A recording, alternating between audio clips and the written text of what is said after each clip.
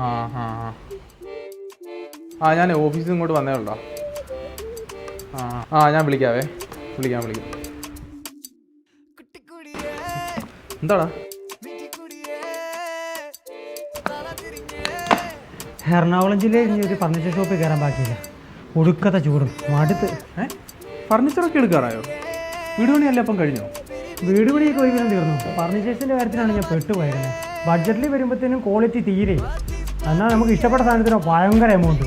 എടാ, ഈ ഫർണിച്ചറൊക്കെ വാങ്ങാൻ പോകുമ്പോൾ എന്നെ ഒന്ന് വിളിക്കരുത്. നമ്മുടെ ഹരി ഉണ്ടല്ലോ, അവൻ കഴിഞ്ഞ ദിവസം ഈ എടപ്പുള്ള ഒബ്രോൺ മാൾ ഉണ്ടല്ലോ, ഒബ്രോൺ മാളിന് അപ്പുറത്ത് ഒരു ഒലിവ് ഫർണിച്ചർ, അവിടെ പോയി എൻ്റെ പകുതി വിലയ്ക്ക് നല്ല കിണ്ണം കാച്ചിയ ഫർണിച്ചറാണ് മേടിച്ചോണ്ടത്. ഇത് നീ ഈ ലോകത്തൊന്നും അല്ലേ അപ്പം? എടാ, അതാ ഒബ്രോമാളിൻ്റെ റൈസിലിരിക്കുന്ന ചെറിയ കടയല്ലേ, ഞാൻ അതിലെ കൂടെ പോയതാ. അപ്പോൾ ചെറിയ ഷോപ്പല്ലേ, ഞാൻ കയറാണ്ട് പോയി. ചെറിയ കട നിന്നോടാരെ പറഞ്ഞു? ഹരി പറഞ്ഞ ഏതാണ്ട് 2 ഏക്കർ ഉണ്ടെന്നാണ് പറഞ്ഞു. എന്തായാലും ഇത്രയും കടകൾ കയറി, നമുക്കൊന്ന് പോയി നോക്കിയാലോ? എന്നാ പോയി നോക്കാം. ഗുഡ് ആഫ്റ്റർനൂൺ സാർ, എന്താണ് വേണ്ടത്? ഈ പകുതി വിലയുടെ ഒരു ഓഫർ കണ്ടിരുന്നു, അതെങ്ങനെയാണ് അത് വരുന്നത്? അത് നമ്മുടെ ഇയർ എൻഡിങ് സെയിലിൻ്റെ ഭാഗമായിട്ട് നടക്കുന്ന ഒരു ഓഫറാണ്.